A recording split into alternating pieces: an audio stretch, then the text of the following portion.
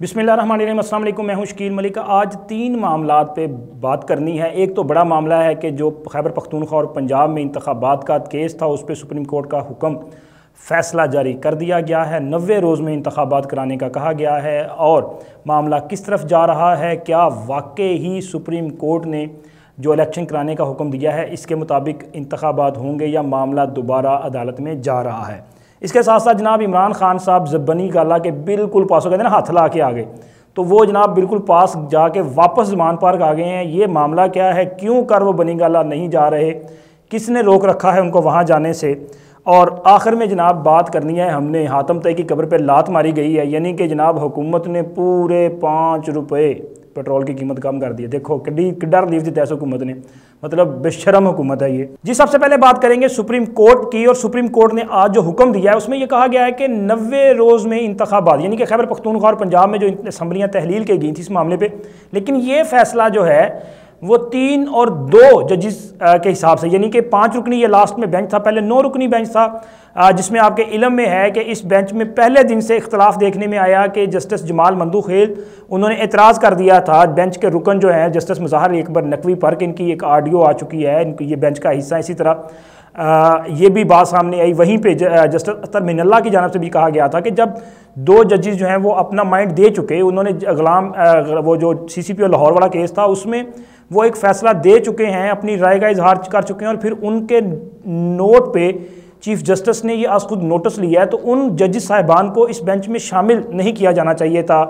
लेकिन वो इतराज़ात सामने आए, फिर उसके बाद ये बेंच टूटा, यानी कि वो जो 2 जज साहिबान थे जस्टिस मुज़ाहिर अकबर नकवी और इजाज़ुल एहसन साहब, जिन पे एतराज़ किया गया था, और PDM की यानी कि हुकूमत की तरफ से भी तहरीरी शक्ल में उन पे एतराज़ कर किया गया था, तो वो उन्होंने ख़ुद अलहदगी इख्तियार की, वो अलहदा हो गए बेंच से।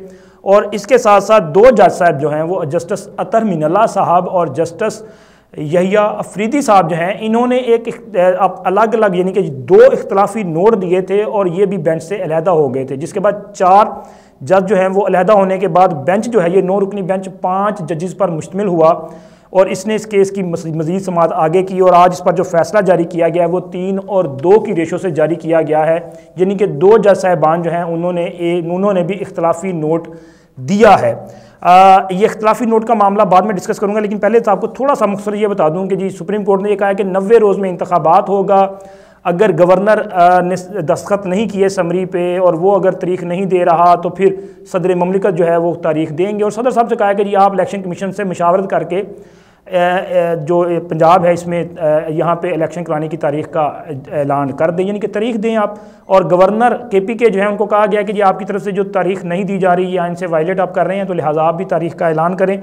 तो सीधी सी बात है जी, मामला वहीं का वहीं रुका हुआ है, यानी कि कोई तारीख जो है वो तय नहीं की गई, बल्कि एक बार फिर मामला जो है वहीं पे भेज दिया गया जहाँ से पहले जो है वो डिस्प्यूट था या इल्तवा का शिकार था, तो वहीं पे वापस भेज दिया गया है। तो वही अथॉरिटीज़ जो हैं वो दोबारा इस पर फैसला करेंगी। आया क्या वाकई ही अगले 90 रोज़ में इंतखाबात, अगले नहीं, ये अब असम्बली की जो मुद्दत ख़त्म हुई उसके बाद जो 90 रोज़ का जो पीरियड पूरा होता है, क्या उसमें ये इंतखाबात हो भी सकते हैं या नहीं हो सकते। तो ये मुझे जो अभी नज़र आ रहा है उसमें बज़ाहिर तो यही लग रहा है कि शायद ये अपनी इस म्याद, यानी कि ये जो 90 दिन मुकम्मल होने थे 3 माह असम्बली तहलील के बाद, उसमें तो ये होते हुए दिखाई नहीं देते।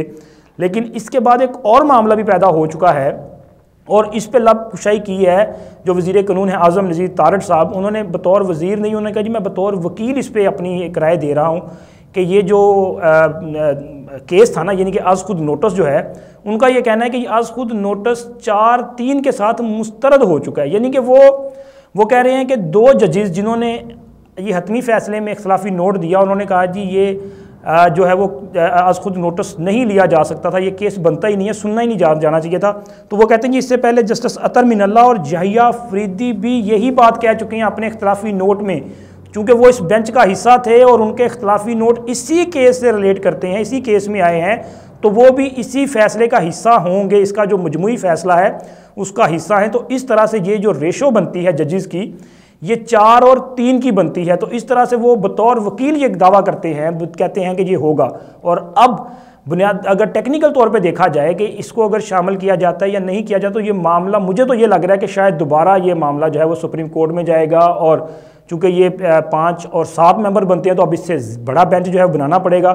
तो अगर मामला सुप्रीम कोर्ट में जाता है तो इस तरह से मज़ीद तख़ीर जो है वो सामने आ सकती है। लेकिन ये एक बड़ा नुक्ता है कि अगर 2 जज साहिबान इस पर एक इख्तलाफी नोट दे चुके हैं तहरीरी तौर पे और वो इस पर एतराज़ कर चुके हैं और बड़े अहम पॉइंट रेज़ किए थे। जस्टिस जहिया अफरीदी जो है उन्होंने कहा कि जब ये मामला वहाँ की सूबाई हाई कोर्ट्स में ज़ेर इल्तवा है तो ऐसे वक्त में सुप्रीम कोर्ट में इस पर आज खुद नोटिस बनता ही नहीं है, चूँकि सुप्रीम कोर्ट का फैसला जो है वो वहाँ पे असरअंदाज होगा उन हाई कोर्ट्स पे, तो लिहाजा ये बनता नहीं है।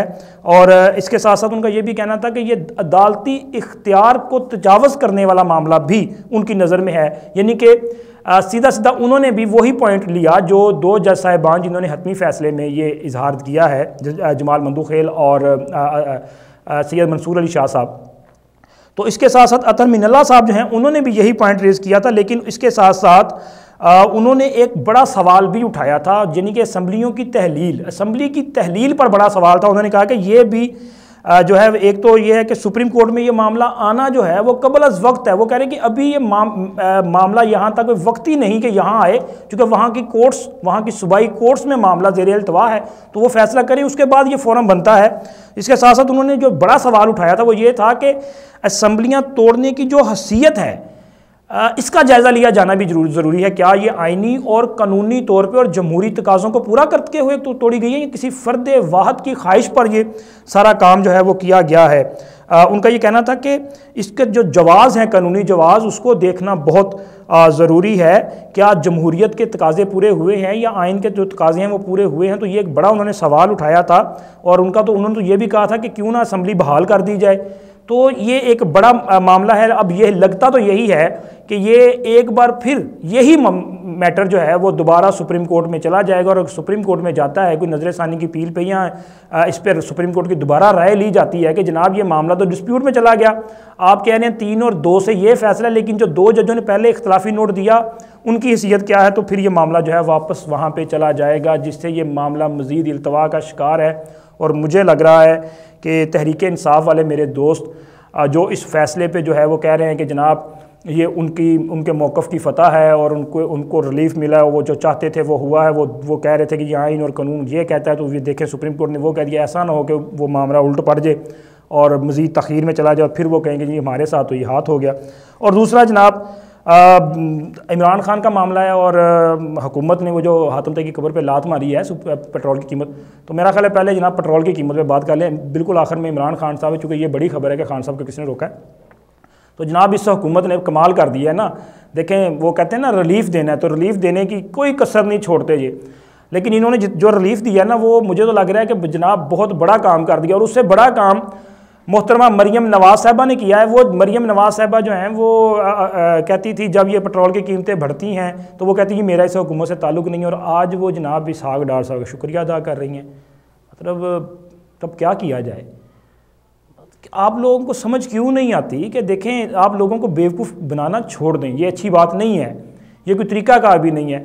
पेट्रोल की कीमत आप बढ़ाते हैं जनाब 30 रुपये पर लीटर, 22 रुपये पर लीटर, 25 रुपये पर लीटर, और कम कितनी करते हैं 5 रुपये। और फिर उसके बाद जनाब आप एहसान अजीम कर रहे हैं इस कौम पे कि जनाब कह रहे हैं हमने बड़ा रिलीफ दे दिया है। कौन सा रिलीफ दे दिया है। इस आवाम जो है वो पहले ही महंगाई की गुर्बत की चक्की में पिस रही है, और ऊपर से ये उनके ज़ख्मों पे नमक पाशी है। ये इस तरह के इकदाम जो है ना वो कम से कम आप शुक्रिया अदा ही ना करें, आप कहेंगे ये कम है तो शायद लोग जो समझें कि जी वाकई ये आपकी हुकूमत तो नहीं, आप तो उनकी सपोर्ट कर रही हैं, तो ये नहीं है। और इसका जो खमियाजा अभी आपने देखा है ना कि ये जो राजनपुर वाला ये हल्का जो था जिसमें वो अवैस लगारी साहब के साहबजादे जो हैं वो हारे हैं, मोहसन लगारी साहब जीते हैं, तो जनाब ये अवाम का रिएक्शन है, अवाम का रद्द अमल है। और महंगाई का, और इस वक्त जो अवाम का म्यार ज़िंदगी बुरी तरह से तबाह किया गया है, जो उन पर टैक्सों का बोझ लाद दिया गया है, आपने रिलीफ जो है वो शायद एलीट क्लास को दे रहे हैं और जुल्म जो है वो गरीबों पे कर रहे हैं, तो उसका खमियाजा जो है वो आपके सामने है। और ये सियासी जो खुदकुशी आप कर रहे हैं ना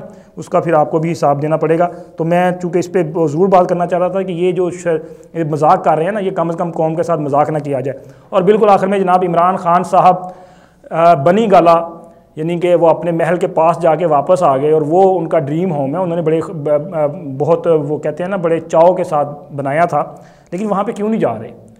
तो जनाब ख़बर ये है कि बताने वाले बता रहे हैं कि पीरो मुर्शद जो हैं वो उन्होंने कहा है कि जनाब यहाँ पे आपके लिए मसला है। वो ख्वाब शाब देखा होगा या किसी मोकल वोकल ने बता दिया है, तो इसलिए खान साहब को वहाँ से वापस दुड़की लगवा दी है कि वापस जमान पार की चले जाओ, वो ना हो इतों तुम जनाब वो कहते नहीं बाज चुक के लाइएगा, तो वो ना। तो मुझे बताने वाले ये भी बता रहे हैं कि जनाब राना सनाउल्लाह का जो है ना वो खौफ तारी हो चुका है, चूँकि इस्लामाबाद वफाकी वज़ीर दाखिला है ना, तो राना सनाउल्लाह के खौफ की वजह से भी इमरान खान साहब जो है वो डरे हुए हैं और वो रिस्क नहीं ले रहे कि जी बनी गला जाएं, कहीं ऐसा ना हो कि राना सनाउल्लाह जो है वो इलाज करना वहाँ पे शुरू कर दे, टांग पहले ही ख़राब है। तो वो वैसे भी वो आजकल वो चल रहा है ना हकीम राना सनाउल्लाह, तो ऐसा ना हो कि हकीम साहब जो हैं वो फिर पकड़ के वो पूरा वो क्या कहते हैं तिब्बी मुआयना करें और टांग जो है वो इसका इलाज करना शुरू कर दें। तो इसलिए उनको खौफ है और वापस यहाँ पर ज़मान पार्क में जो है वो एक बार फिर डेरे डाल लिए हैं और यहीं पे बैठ के जो है वो साजिशें और मुल्क में इंतशार फैलाने की जो साजिशें हैं उनको मंतकी अंजाम तक पहुंचाने की कोशिश की जाती रहेगी। अब लाहौरियों के साथ यही कहा जा सकता है जी अब आपकी और हमारी किस्मत है कि ये जो यहाँ पे कब्ज़ा माफिया बैठ गया है एक बार फिर सड़क पे, अब इसको बर्दाश्त करना पड़ेगा। देखें कब तक बर्दाश्त करना पड़ता है, चूँकि 9 तक इनको रिलीफ मिला, अगर इनकी ज़मानत कैंसिल होती है तो फिर यकीनी तौर पर राना सनाउल्लाह के ये मेहमान बनेंगे, यानी कि गिरफ़्तार होंगे। अल्लाह हाफ़िज़।